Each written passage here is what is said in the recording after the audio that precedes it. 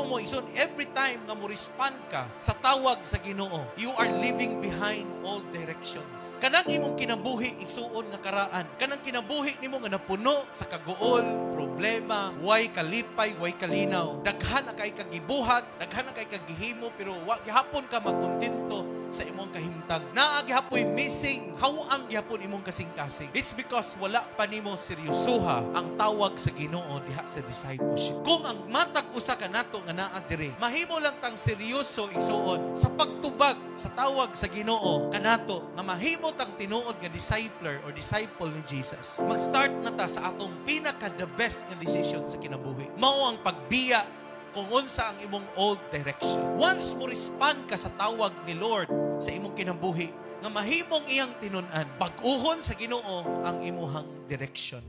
Kung musangpit ako ug muduol kanimo, tupagon mo tanang pag-ampo ko.